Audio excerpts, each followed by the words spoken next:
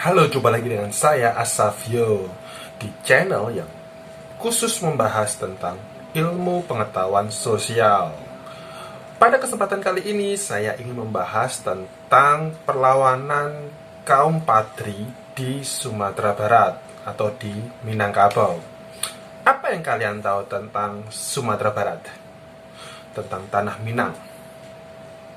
Makanan? Apalagi rumah gadang. Nah, di masa lalu di Sumatera Barat pernah terjadi perlawanan besar terhadap Belanda.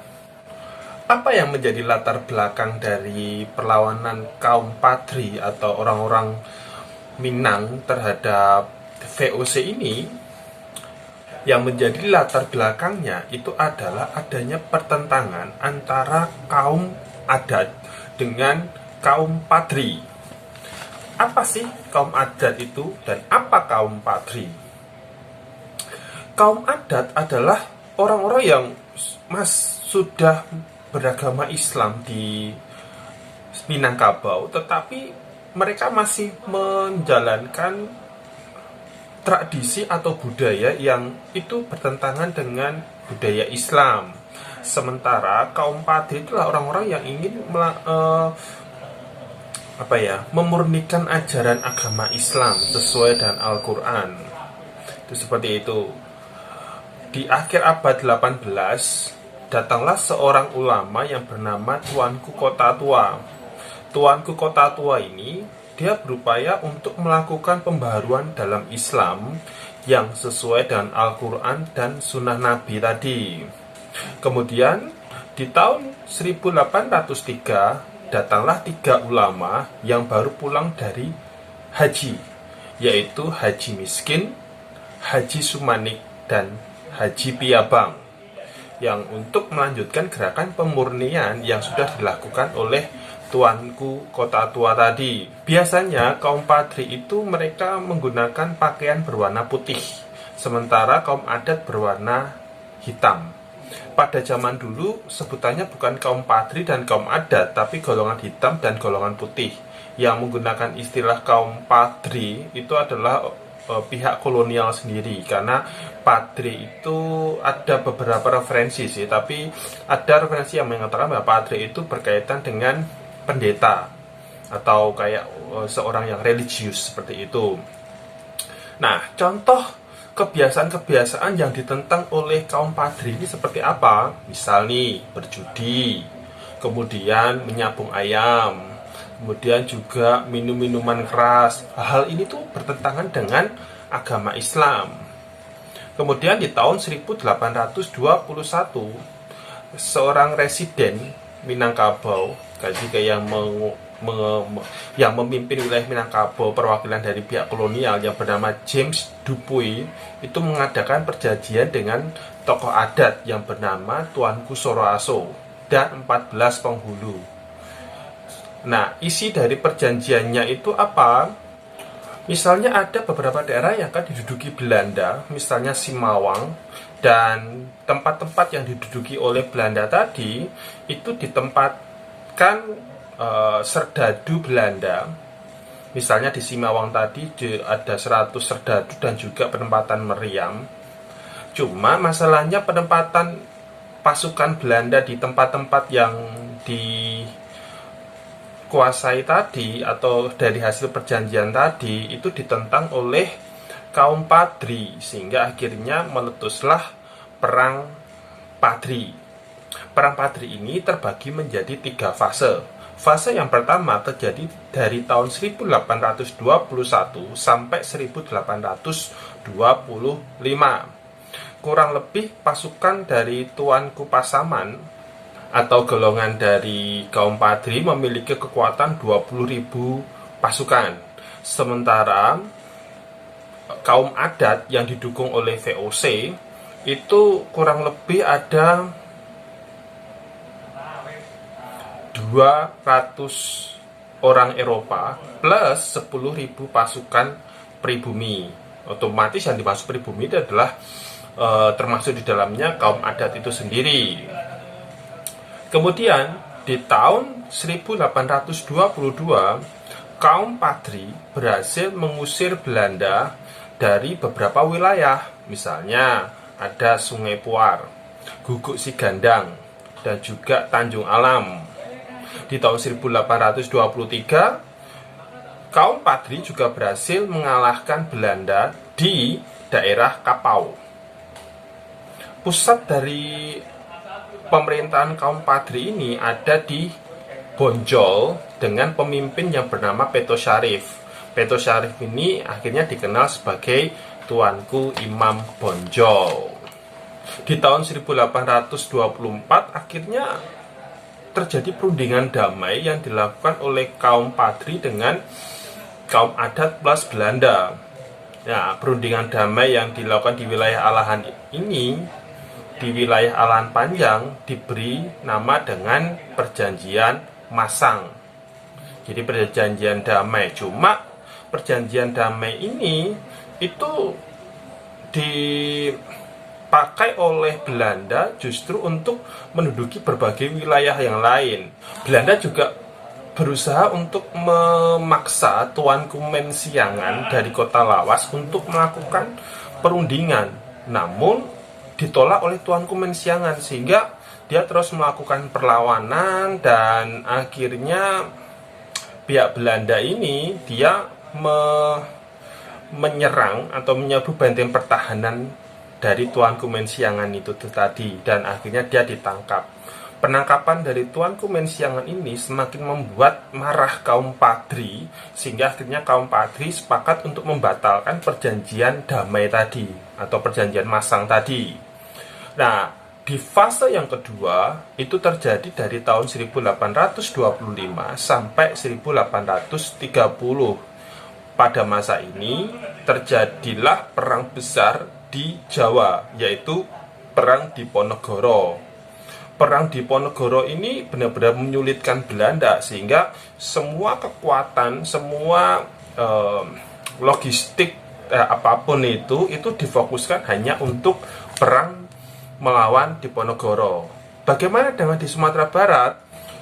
Akhirnya Belanda itu berusaha untuk melakukan perjanjian damai dengan kaum Padri.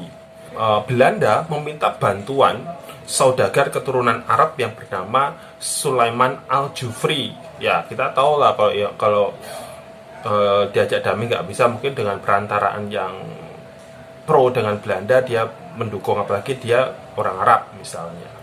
Dan akhirnya dengan perantaraan saudagar Arab tadi, beberapa tokoh bersedia untuk berdamai dengan Belanda. Tuanku Imam Bonjolnya sih menolak, tetapi Tuanku Lintau itu merespon dengan dukungan dari Tuanku Nan Receh.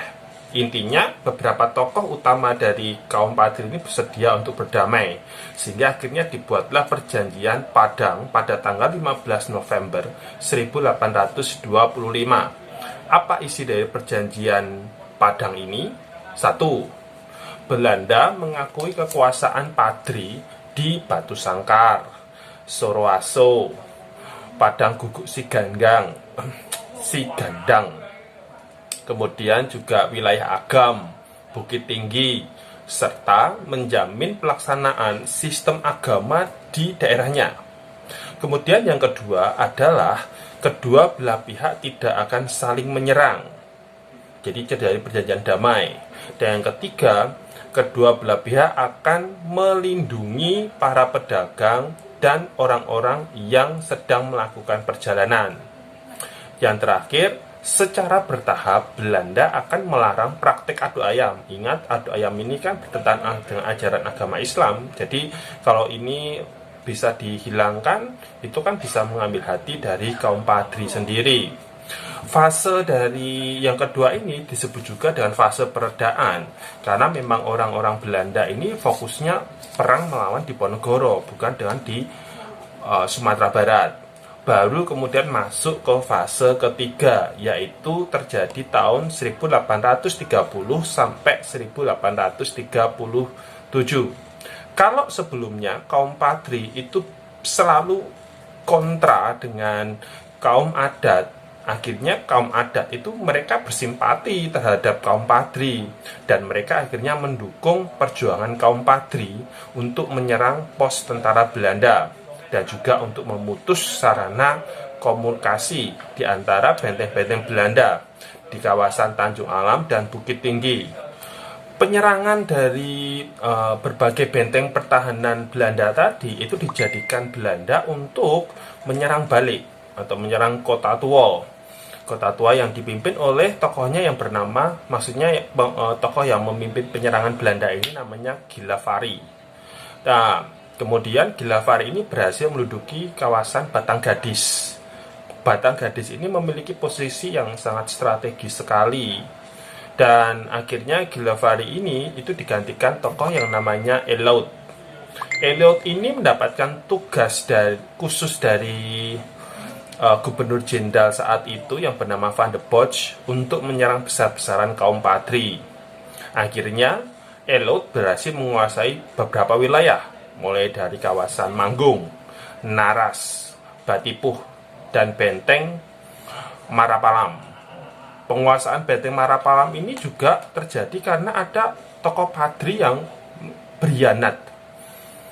Kemudian Belanda sendiri juga kedatangan bantuan dari tanah Jawa yang dipimpin oleh Sentot Alibasah, Sentot Prawiro Dirjo itu aja. Kalau kalian masih ingat Pangeran Diponegoro, dia adalah teman dari Pangeran Diponegoro yang menyerah terhadap Belanda di tahun 1832.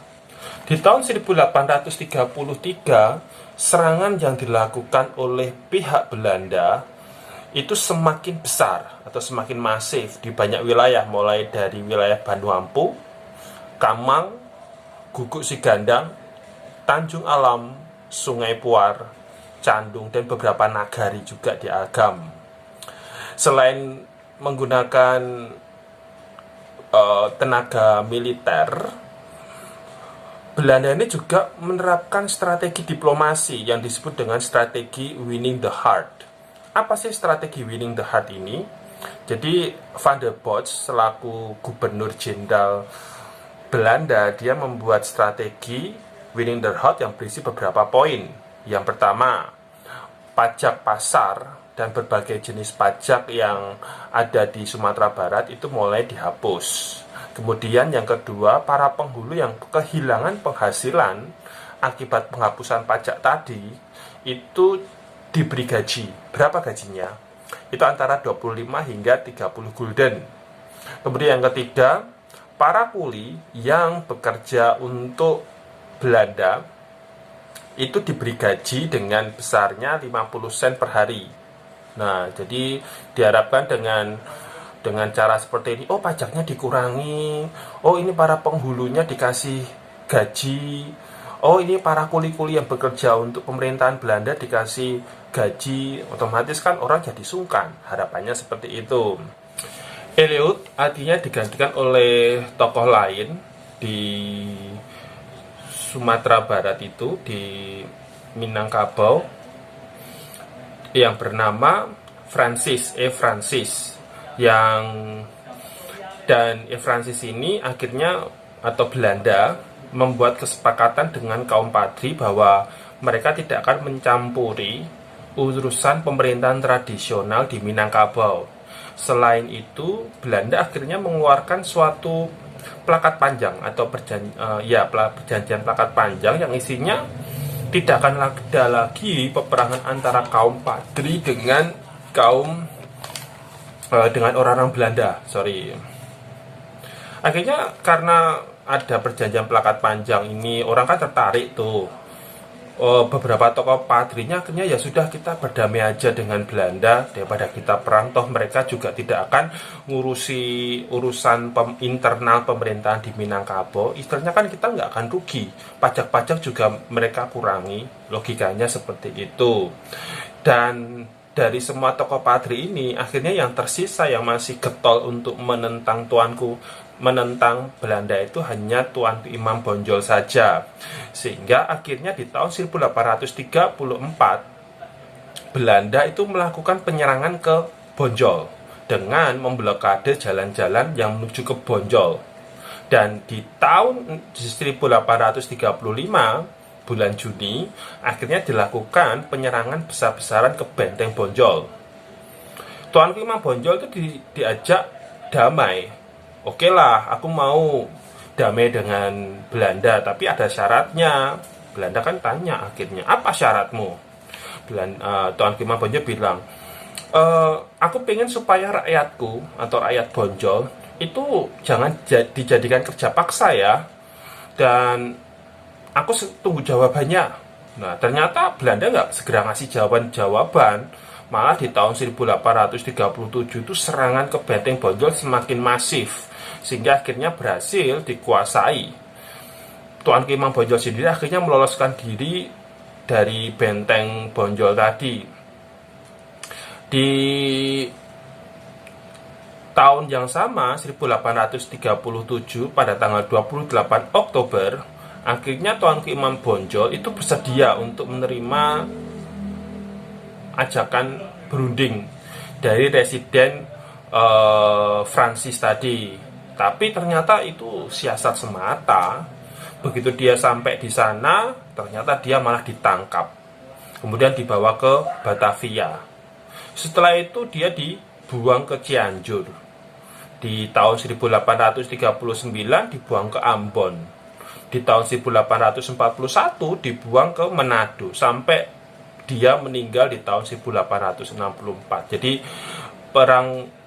orang-orang penting pada masa dulu kalau sudah melakukan penentangan, biasanya mereka memang selalu diasingkan dengan tujuan supaya pengaruhnya itu tidak besar di tanah asalnya seperti itu. Kalau dia tetap di sana, dia bisa menggerakkan orang-orang yang mendukung dia untuk terus melakukan perlawanan. Tapi kalau dia diasingkan jauh dari tanah kelahiran, kemungkinan untuk melakukan perlawanan itu kan jadi susah sekali. Nah, itu adalah perlawanan kaum Padri di tanah Minangkabau, Sumatera Barat. Kalau ada yang kurang jelas atau mungkin informasi yang saya sampaikan salah, kalian bisa komen di bawah biar saya bisa menjawabnya. Sampai jumpa di video selanjutnya.